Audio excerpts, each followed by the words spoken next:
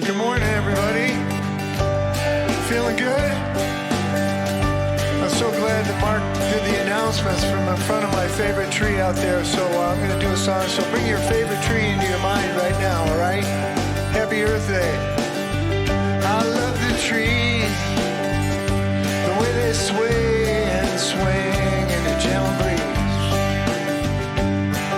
In the early days of spring, the leaves unfolding with the promise they've been holding.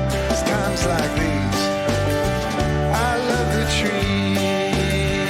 I love the trees, the way they keep me cool on a summer day. When I'm free and not at school, I'm up in the branches.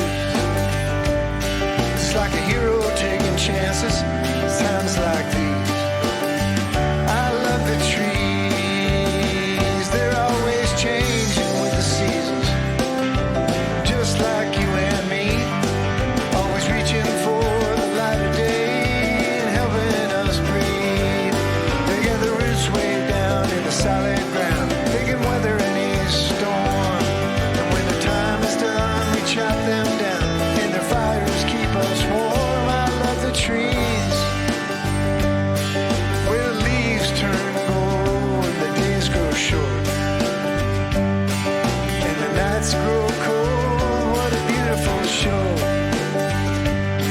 When the sunlight makes them glow, it's times like these. I love the trees.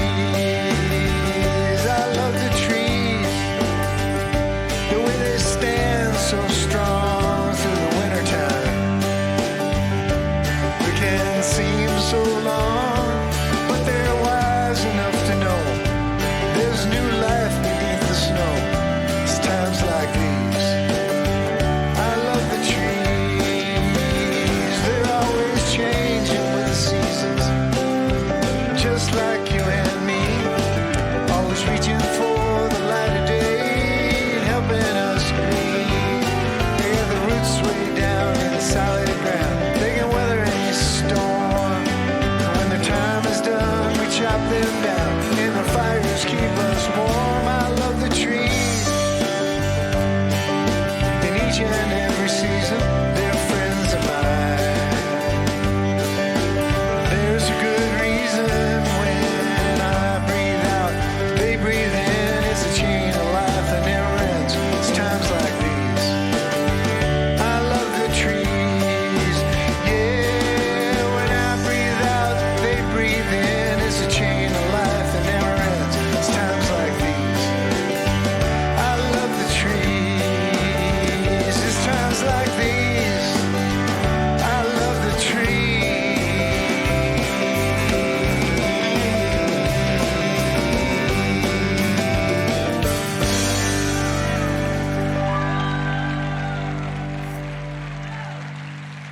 Thank you, Barry. Thank you, band. Wow. It is Earth Day celebration here at Mile High today, and I want to thank you all for your presence. And I'm going to move to the very edge of this platform in gratitude.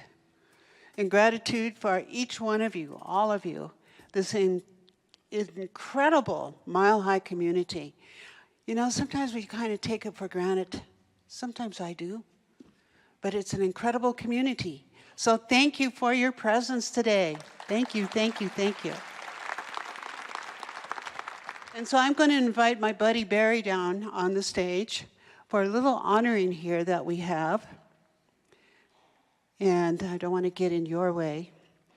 But if you will notice, over to my left, we have the white candle lit today in honor of Pope Francis, who is a good, good man. Good man. And so I want to read something that he wrote. Rivers do not drink their own water. Trees do not eat their own fruit. The sun does not shine on itself, and flowers do not spread their fragrance to themselves. Living for others is a rule of nature. We are all born to help each other, no matter how difficult it is. Life is good, and when you are happy, but much better much when you are happy, but much better when others are happy because of you.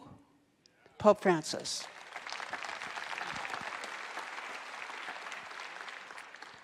So we're going to just kind of soak in some beautiful music, and then we will open our service with prayer.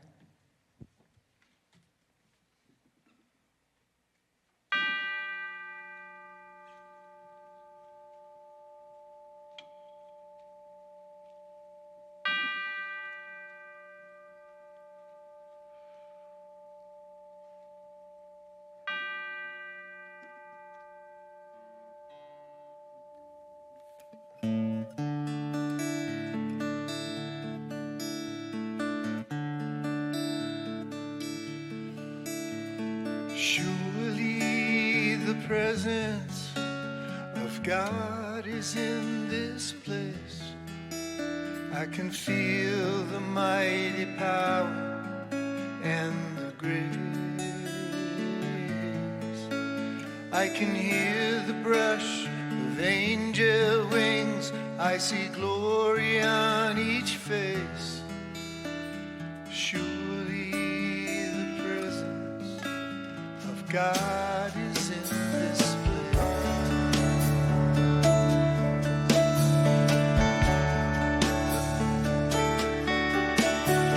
Surely the presence of God is in this place.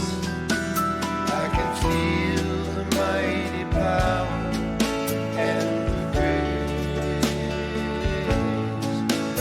I can hear the brush of angel wings. I see glory on each face. Surely the presence of God is in this place.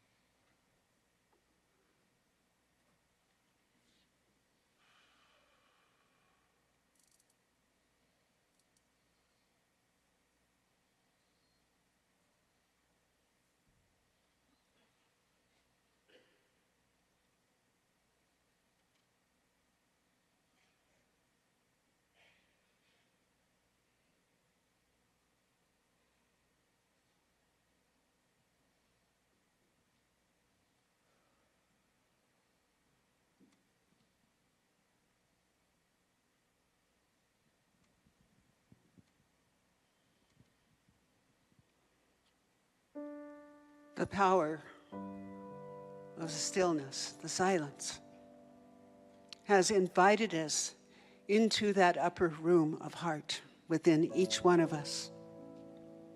That place of light where the light never goes out.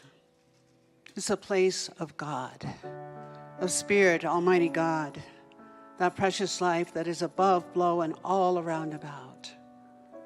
So we have come here this day to acknowledge that light that burns brightly within each one of us.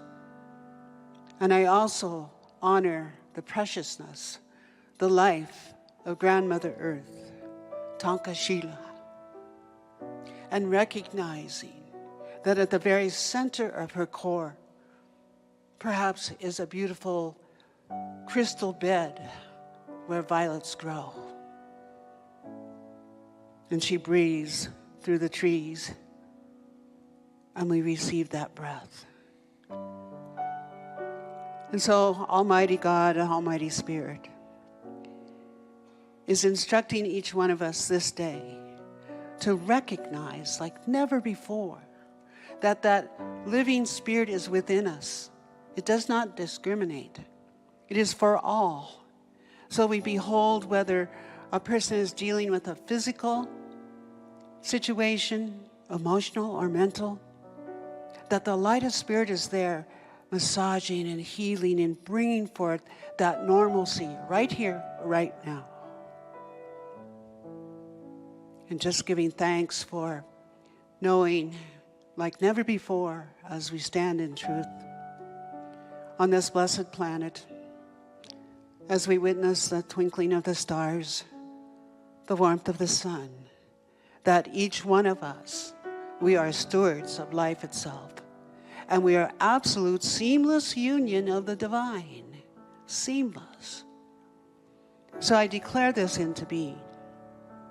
And I declare the healing energy touching Vancouver, Iran, being with all the families, the children, being with the consciousness of this planet,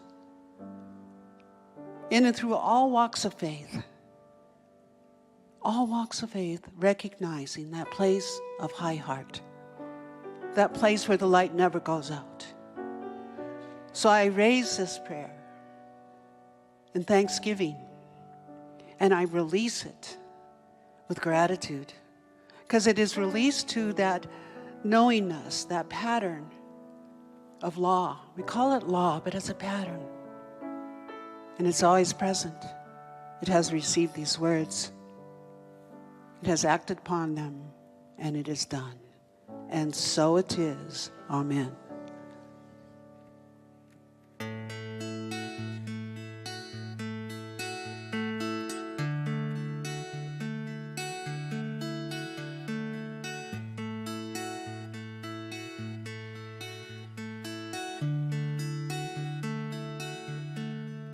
There was a mighty seed from heaven planted in my heart, and it's opening right now at the perfect time. I've got all I need to grow: the sun, the rain, and friends around me, and love to keep me strong and free. Growing with spirit, handle me with care, give me water that is clean, fresh air, give me love and understanding, and I'll give you back the same. We're all in this soil together, don't you know? All growing with spirit, here we grow. All growing with spirit, here we grow.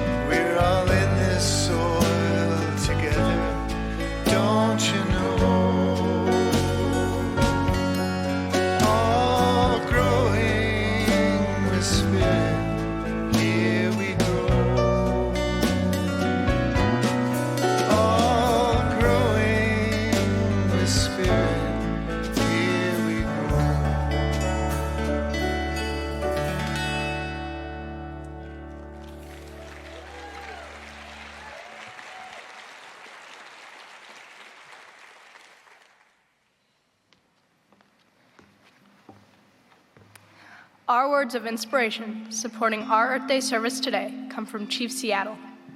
Humankind has not woven the web of life. We are but one thread within it. Whatever we do to the web, we do to ourselves. All things are bound together. All things connect. This is a reading from Dr. Sylvia Earle. Even if you never have the chance to see or touch the ocean touches you. With every breath you take, every drop of water you drink, every bite you consume, everyone everywhere is inextricably connected to and utterly dependent on the existence of the sea.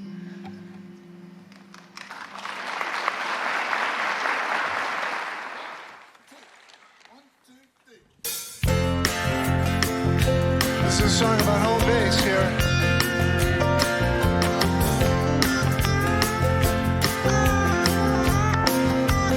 Where we live, the rain tumbles down,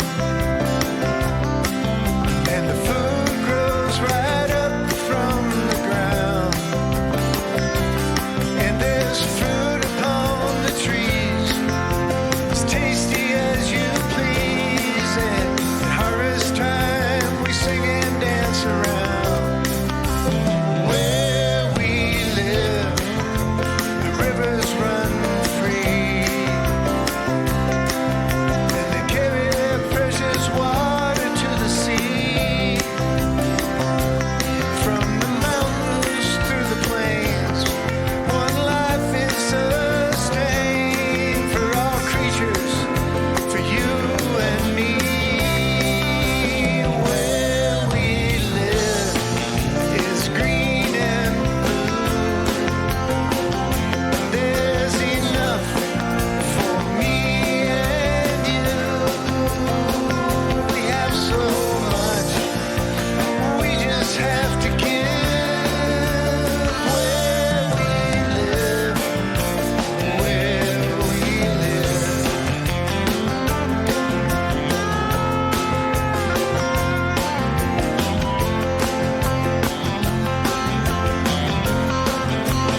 Where we live, the people are kind.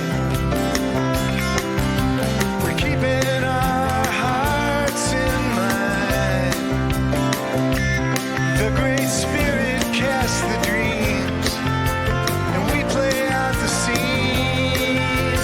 Stories as old as time.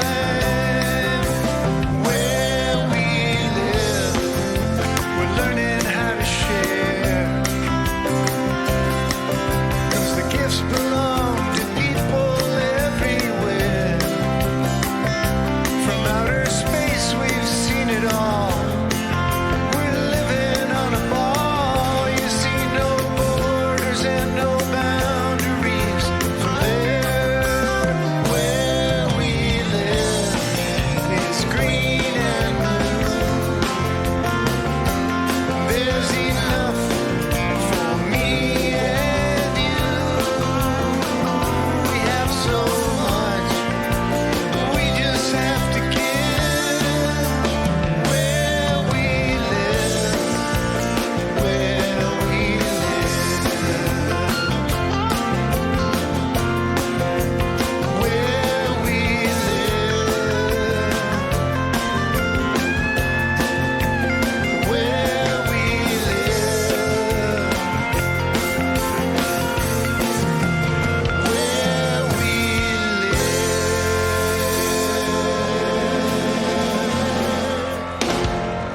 Yeah. How about the Mile High All-Stars right there? Randy Chavez on the guitar this morning, Bijou Barbosa, Mike Marlier, Tom Litch, Rob Lowe.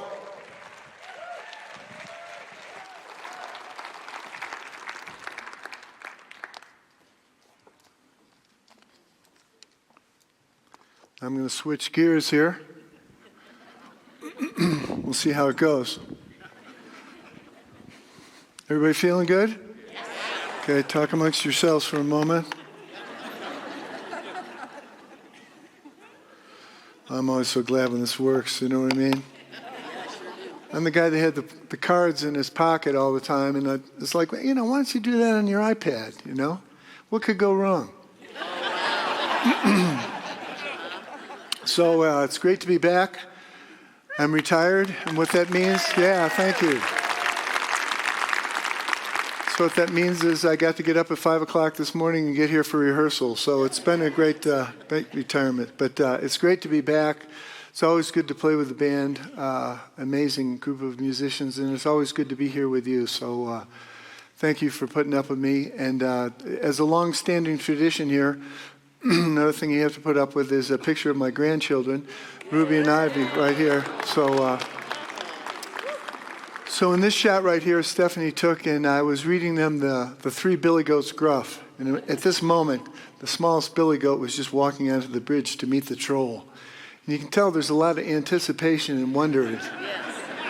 And there's just this sense of awe. And this is my favorite picture because there's just this sense of awe that they're in right there, that childlike wonder. And that's part of what I want to talk about today. So thank you for humoring me.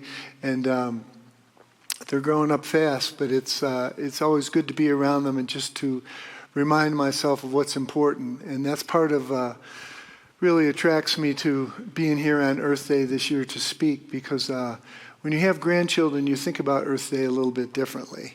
You know, that idea that the indigenous cultures have to base your decisions on 7 generations looking forward.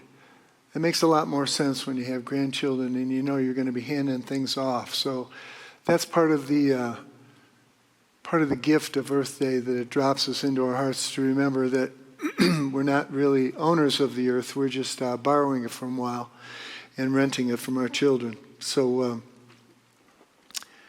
a little history. I always like to bring a little history to the party here. The first Earth Day was in 1970, April 22nd, and it was a response to growing awareness about pollution and environmental degradation. And there was a young senator named Gaylord Nelson of Wisconsin. Anybody remember Gaylord Nelson? Yeah. So he stepped into leadership for Earth Day, and he could see the enthusiasm that was on the college campuses and the anti-war movement, and a lot of people out in the streets. And there was an active participation from college students and from young people, and he wanted to harness some of that, turn it towards the environment. And so he started as a teach-in. You know, at universities around the country, there was a teach-in, and kids learned about Earth Day, and then it just began to expand. The idea of it began to expand. So when the first Earth Day took place in 1970, there were over 20 million Americans who participated in that Earth Day, cleaning things up, going to demonstrations and marches, and just doing things to raise the awareness of the earth. And 10% of the population, 20 million Americans, were involved in that first Earth Day. And it was a turning point in the environmental movement, really launched it into a new place. And it also helped to create the environmental laws, the Clean Air Act, the Clean Water Act, and the establishment of the Environmental Protection Agency. This is all under President Richard Nixon. Yeah. So that was 55 years ago, and it's still alive today. I'm always glad that we honor Earth Day and celebrate it here at Mile High Church. We have a Earth Day fair going on over in the community center this morning. Lots of presenters over there, some great food from a group called So All May Eat, who were here last year on Earth Day, and they had such a good time they were willing to come back.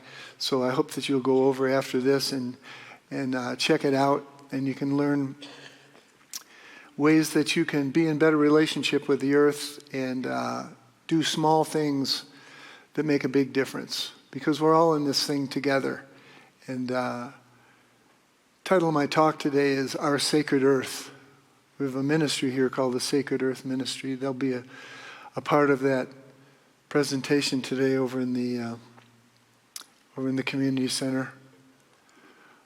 But where I wanted to start is in our relationship with the earth, the nature of this relationship. And it really is reciprocal. The earth gives so much to us, so much. And it's our opportunity and our responsibility to give back.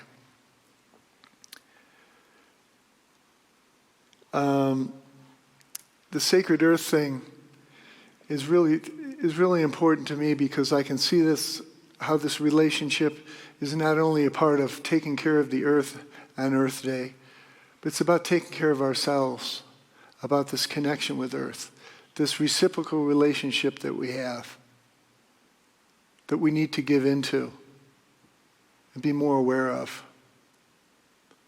There was a woman speaking in town this week at the School of Mines. Her name's Robin Kimmerer. And I know a lot of you have read her book, Braiding Sweetgrass, and it just made a big difference for me, because she's an indigenous person. She grew up in upstate New York, near where I grew up, and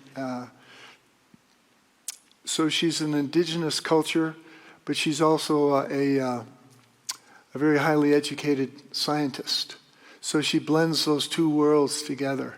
And I think it's a great gift, because I think at this time in history, that's what we have to do. We have to see where we are technologically, scientifically, but also to align ourselves with that sacred wisdom that indigenous people had to live with the earth, to live as part of the earth, not just on the earth. She brings a great wisdom to it with her native spirituality. And she can see the gifts that are available in this reciprocal relationship if we give ourselves to it, if we drop into our hearts and see what it's like to actually live on this miraculous earth and to share those kind of gifts. She teaches that the earth does not give because it has to. It gives because that is what a good relative does. Nature is not just a resource, it is a gift economy, a cycle of gratitude and reciprocity. And we're all participants right there. And she weaves that together. This is something that she said. We are showered every day with gifts, but they are not meant for us to keep. Their life is in their movement, the inhale and exhale of shared breath, the transfer of energy. Gifts exist in a realm of relationship. And somewhere along the way in our modern culture, we lost track of that gift and of the reciprocal nature. And we began to see ourselves as separate from the earth, to even be above it in a certain way, more intelligent. Looked back on those indigenous cultures as people that just weren't as advanced. And I think it's important in the time that we're in now to be seeking wisdom rather than just information. We've got all the information we need, don't you think? Anybody here lacking in information? Wisdom is what we need. And indigenous wisdom is something that could help us a great deal right now. We're seeing the consequences of our disconnection, rising temperatures, shrinking forests, polluted waters, an entire species of beautiful creatures disappearing. And these aren't just environmental issues. Most of all, they're spiritual issues. They're human issues. They're issues that we all face, not only by looking at the environment, but within ourselves. Because this sense of disconnection affects us personally, each of us. Because we're made of that same stuff that the earth is made of. Stardust. That soil of the earth. That's who we are. We need to remember that and move ourselves back into a deeper sense of relationship with it. Because when we destroy our habitat, we destroy our teachers, our healers, our best friends. Because there's a difference between the earth and the world. We're living in the world and we're living on the earth. And the earth is inside us. You know, I was drawn to this picture a couple of years ago. I've always kind of carried it with me because I think it's important. This is a picture that was encouraged by the scientist Carl Sagan. Anybody remember him? Carl Sagan, astronomer and scientist. And this back in 1990, the Voyager 1 was launched into outer space to just kind of see what was out there. And it had its cameras shooting out into the darkness of space and all the stars and all that. Carl Sagan got a hold of the people at NASA and said, why don't we have spaceship turn around and take a picture of Earth before Earth goes out of view. And so that's what this is right here. That's what's called the pale blue dot. He wrote a picture about that. He wrote a book about it. But that picture has always meant a lot to me. That's home base. That's where we live. That's also oneness revealed. You know how we talk about oneness revealed, a world of love, peace, and abundance for all? That's oneness revealed right there, folks. We're all together. And the reason Carl Sagan wanted that picture to come back to Earth, he felt that that would change the consciousness of everybody on Earth if they could see that. If they could see what a miracle it is that we live in. See the sense of wonder that just this place is even here. That we have this opportunity to share this world together. It didn't entirely change our consciousness, as you might have noticed. But I think it was a great idea. And I think it's still possible. Because it begins with our consciousness.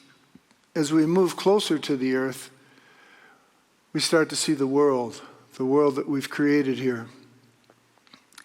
8 billion of us now live on this earth. 8 billion people live on this earth. And we see all our divisions and our boundaries, nations, politics, religions, economies, ideologies, you name it. And now also we can see all of it. We can see all that's happening on the earth all the time. And we see the consequences of our actions all the time.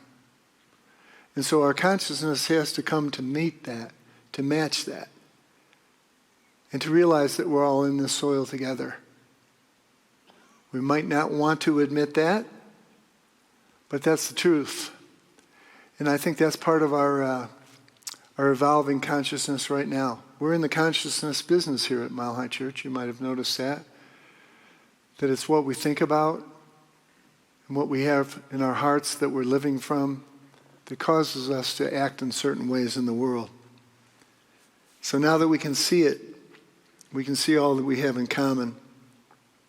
We can be reminded that we don't own this place. We are just borrowing it from our children for a while. Now I wanted to talk a little bit about our kids. Kind of an important thing to me. Our children have to be in relationship with the earth as well. Not just learn about it at school, but actually be in relationship with the earth. Get out in it. Robin Wall Kimmerer said that children are born with a sense of wonder. What happens to that sense of wonder as we grow up depends on how we are taught to see the world. That sense of wonder I was talking about earlier with my grandkids. We all come into the world with that. But we lose it along the way. We lose it to the culture. And it's so important in this particular time that we teach our kids and our grandkids to be out in the world, to be a part of it, to get them out there.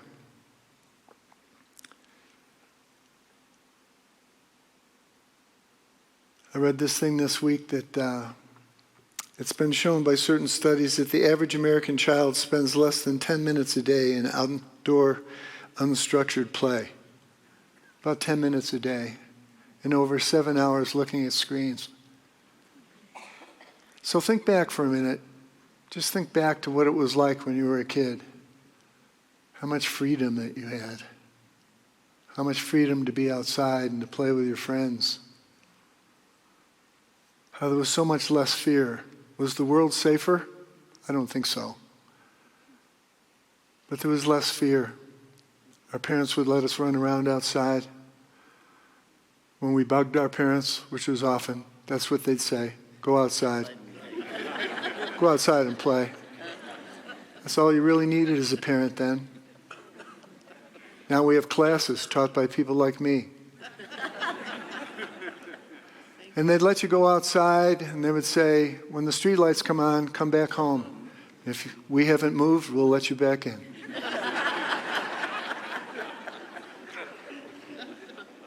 So just remind yourself of that, and it's important that we get our kids back outside.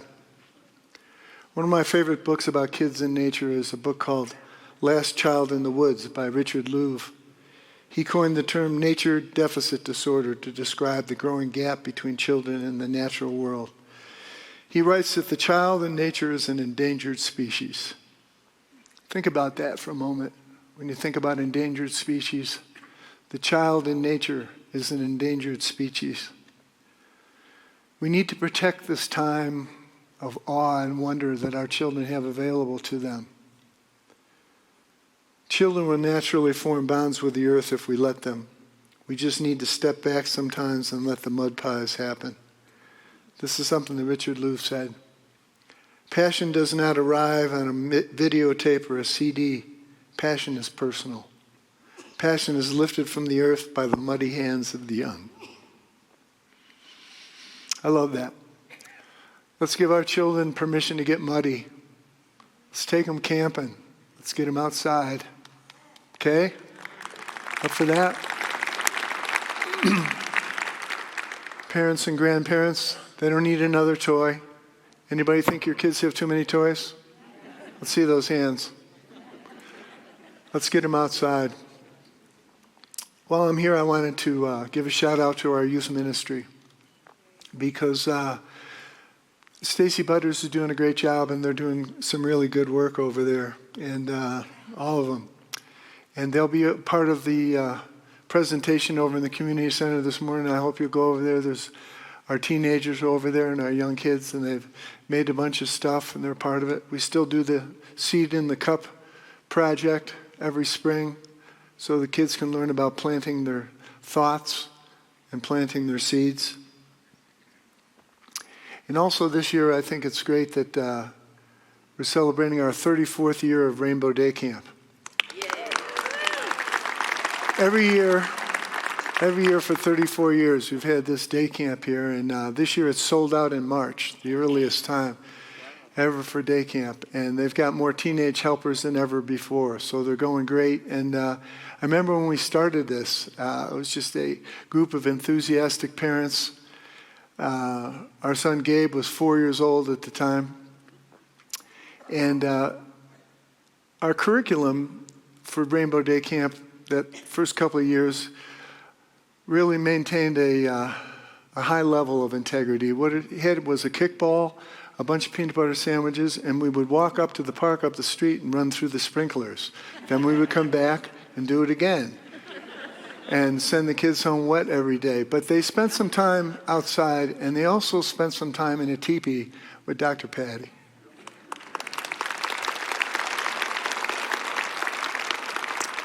So they're learning about indigenous cultures, learning about spirit, learning about jumping to center. And I'm so proud of what they've got going on over there. And it's always good to come here and see the kids from the preschool outside too. They spend a whole bunch of time outside. So it's important to realize that we are just borrowing this world for a while. We get to enjoy it, we get to run through it, but we want to hand it off. And we want to hand it off in good shape. And that's ours to do right now on this celebration of Earth Day, and as we see the condition that our planet's in. And we want to take a look, most of all, at the condition that our consciousness is in about that. This year, our Sacred Earth Ministry is focused on what we call circular living. How can we fall more into circular living? How do we do it? We're going to be teaching about that over in the community center today. But I'll give you a hint. The main thing is that we've got to fall in love back with the earth again, like we did when we were kids. It's still available out there. And it's so important that we get out there. We live in one of the most beautiful places. And now in springtime, we're starting our gardens. All the trees are busting out into flowers, and we're in this incredible time. And it's a good time for us to remember that we are in a reciprocal relationship with Earth. I just read a thing in the paper yesterday about growing an extra row of vegetables that you can share at the end of the summer. I'm all in on that. Any gardeners here this morning? Come on. We can grow some extra food, can't we? Yep. And we can give it away. In the environmental movement, It's not going anywhere. You guys still in? Yes. Okay. We've got work to do. We've got work to do. And if you need some guidance, stop over there today and talk to some folks. You know, one of my favorite poets is a guy named John O'Donohue. He's an Irish poet, philosopher. And I got to take a course on Celtic spirituality with Reverend Zamira a couple months ago. It was just great, and it got me back into John O'Donohue, reading his books, and I have this stack of CDs, like 25 CDs from Sound True of John O'Donohue speaking. And I have it in my car. I still have a CD player in my car. I might have to keep this car forever. Right? Okay. Some of you remember CDs. Your grandparents used to have those. And I just love listening to his voice and the idea of Celtic spirituality and of people being so connected with nature that they felt nature in the trees, they felt nature in the woods and in the streams and in the ocean. It was a real part of their life. One of the things he said was, the earth is not outside us, it is within, the clay from where the tree of the body grows. The earth is not outside us, it is within, the clay from where the tree of the body grows.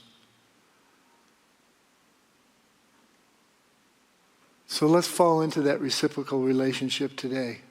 What can we give back? What can we give back? The earth gives us so much because it's the earth's nature to give. One of our great founders that we really stand on as a pillar is Ralph Waldo Emerson. He wrote a essay called Nature. It's really when he broke into the big time. He wrote this essay called Nature. He'd had some grief in his life. His wife had died young, and he was going through an enormous time of grief, and he'd given up his pulpit as a minister, and he was finding God in nature, in the woods around him in Concord, in the patterns of nature and the sound of the woods. He was revitalized by nature around him. It became his ministry in many ways, to teach about nature and to live in nature. We can't all move into a cabin in the woods like his buddy Thoreau, but we can be aware. We can open our hearts to it. We can see it, and we can feel it. So we're back to where we started, with a sense of wonder. We can reclaim that sense of wonder. This incredible place where we live, let's drink it in. We've got work to do. Here's something from Emerson. The lover of nature is one whose inward and outward senses are still truly adjusted to each other, who has retained the spirit of infancy even into the area of adulthood. So let's do that. The environmental movement is stronger than ever, and it's going to keep getting stronger. And just remember that you are a very important part of it. Let's pray together.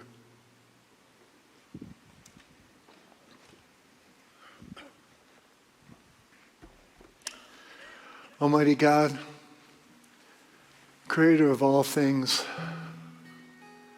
we fall into our hearts in this moment, and we do give thanks for the gift of this miraculous planet.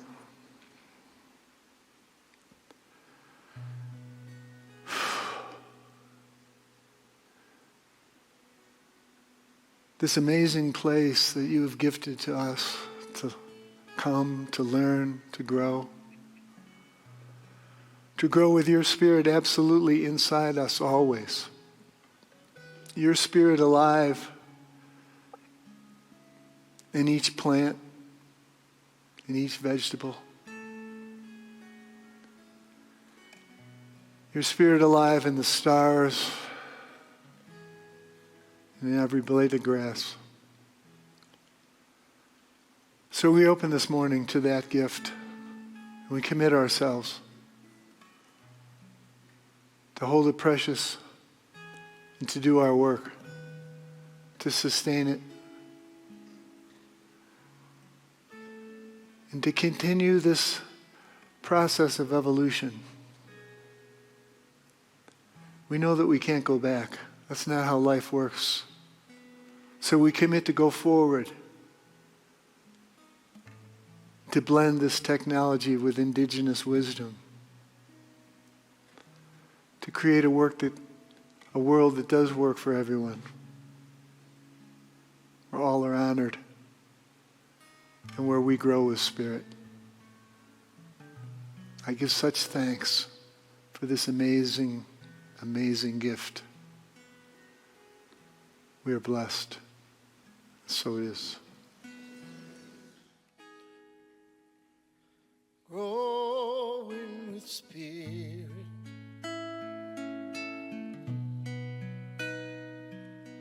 handle me with care, give me water that is clean and fresh air, give me love and understanding, and I'll give you back the same, 'cause we're all in this soil together, don't you know? Oh, growing with spirit, here we grow. Oh, growing with spirit, here we grow.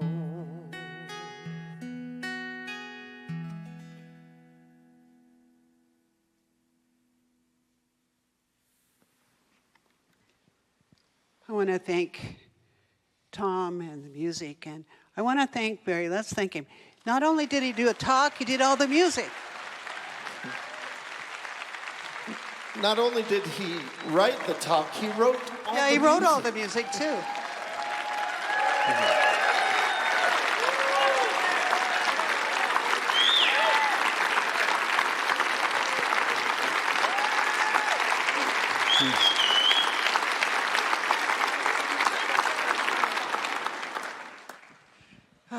Some things are forever, and that's Barry Ebert. I love him. Yeah, and so right now with this incredible, incredible community, aren't we grateful for the community we have here? Let's hear it for the community. And so it's that time where we want to just share our gifts with Mile High Church, and thank you for what you do share. It brings forth so much good in community, and it continues to keep this community very strong. So I thank you for that. And I'm going to just have us do our prayer together up on the screen, our affirmation. Divine love as me blesses and multiplies all that I am, all that I have, and all that I circulate. God bless you all. So we're going to do one of our sacred hymns here. Yes. All spiritual communities have sacred hymns. This is one of ours.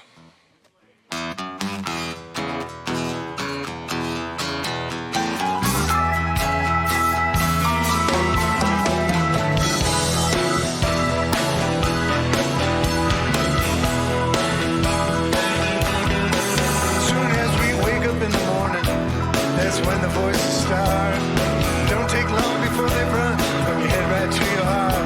We got fears about the future, regrets about the past, and stuff we're not sure where it's from, but it's coming on fast. We're all thinking stuff together, but feeling all alone. And we're making up this movie, our own motion picture show. When you walk out in the world each day, it's a battle for your mind. Some folks want your money, some folks want your time, and they all want your attention. They get it how they can. God, well, the garden of your mind, there lies your promised land. 'Cause we're all made up of all that stuff. We're taking it each day. And if we don't pay attention, we're gonna waste our lives away. It's what we're thinking about. What we're thinking about. It's what we're thinking about. What we're thinking about.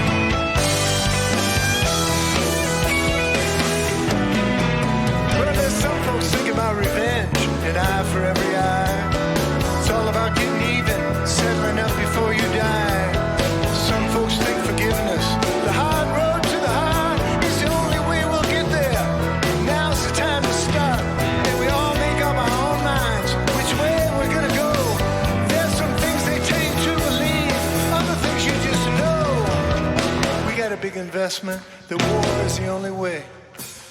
Lots of people thinking that's the truth today, that the world is just a sandbox. Game of push and shove.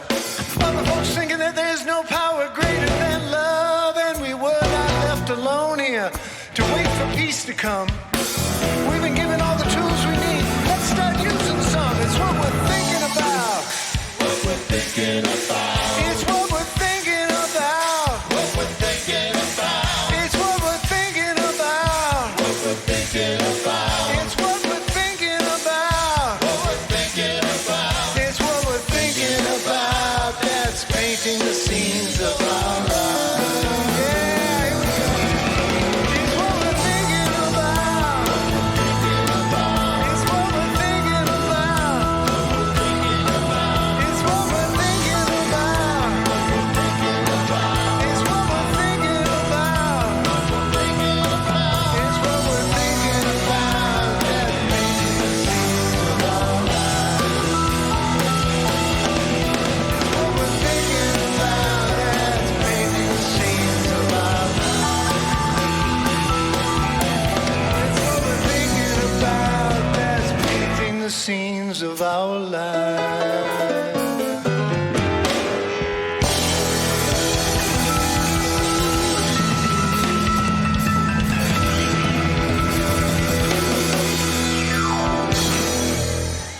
My higher all-stars right there. Thank you, Barry. Thank you, thank you, thank you. And I'm glad that you're sitting down right now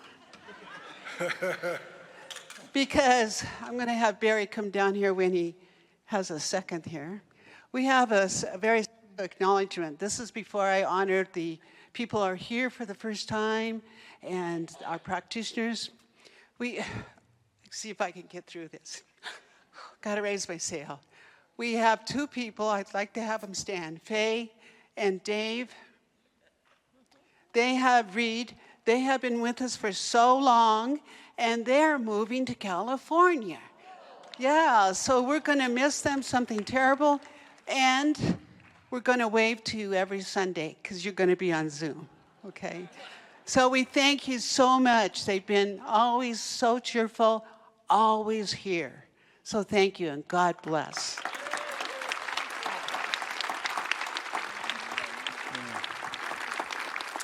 And so I know they would welcome any new members here, because they once were that. So if you are here for the first time, it's crazy like this every Sunday. It's wonderful. And I'll be out at the Welcome Center in the lobby if you want to stop by there. I understand there's a gift bag there, and we're there to welcome you. And also, what else am I forgetting? Probably a bunch of stuff. Probably a bunch of stuff, yeah. Some announcements that we have this Wednesday. Dr. Alan Warfel. We have Dr. Alan Wolfelt with us, who we've talked about him. He's a master at what he does around grief. And then the following day, on Thursday, we have a workshop with him. So we're so gifted. We also have on May 3rd, we have the special Labyrinth Day. You can come and be a part of that. And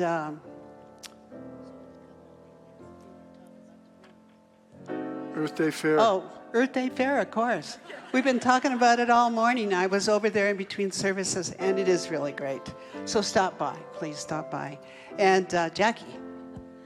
Yes, I was over there between services. Really, you should go by. There's some great tables there. The kids are there having a good time, teaching you all about the environment.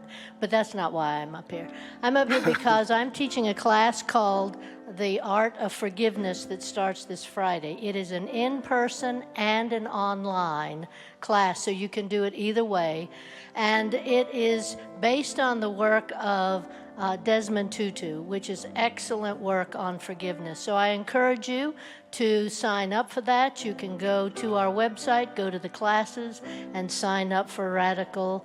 Well, no, I did teach Radical Forgiveness once too, but this is the art, the art of forgiveness. Thank you. And if prayer is calling to you, please make yourselves available to these fine practitioners that are lined up down front here. Barry. Okay, so thanks for being here, and we'd like you to stand now for the benediction and the peace song. Grab a hand, show a smile. So we go forth into the world right now with great and joyful work to do. We are a part of the earth. We are stardust. And what a joy it is to do this work. We are blessed beyond measure. And so it is. Amen.